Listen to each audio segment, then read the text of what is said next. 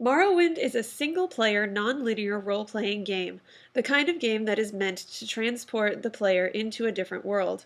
The game is developed deeply with storyline in mind. Because of this emphasis on history and story, the world lends itself to a vast array of architecture. As we travel through the world, we get a sense of the culture of those inhabiting an area by the structures in which they live, as is the case in real life. Morrowind encompasses many different civilizations, but we will focus on a few of the architectural structures and their real-world counterparts. One of the most clearly recognized architectures is that of the Western civilization. They are the imperial society who conquer and expand. They are clearly based on stone walls and stone structures. The buildings are of the classic castle image from Western Europe. The cities that surround the castle are common, or in the common style.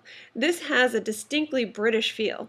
The houses look like they are generally made of wood and have that recognizable trimming found in British houses. Their history is similar to a Romantic conqueror trying to keep order.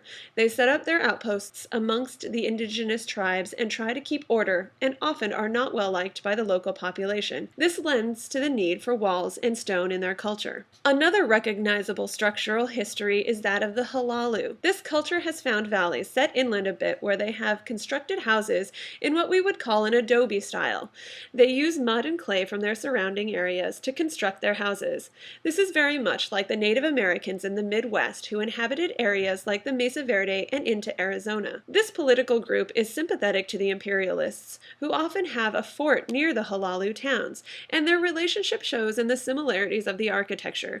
The Halalu may have taken some of their structural ideas from the imperials. One architectural style that isn't really present in our society is that of the Telvanni. This is the house of mages, and they are generally solitary for purposes of meditation and research.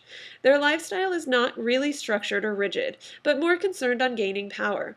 The architecture reflects this as it grows on its own. Their architecture draws from natural elements in our world, generally mushrooms and insects, it seems. It is actually possible to grow your own Telvanni structure in the game. The approach here is no straight lines, and though we have few architectural representations of this idea in our world, we do have it in our art generally. There is even a holy city, which somewhat draws from the Vatican City. There is a central temple where the demigod resides.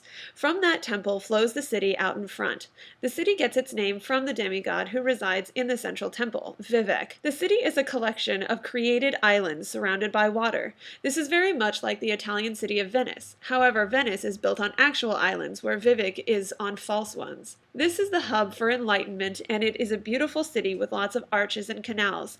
The similarities to the Vatican are also present in the protection of the city, and it has its own elite guard. In Morrowind, it is easy to see that we think about our surroundings without thinking about them.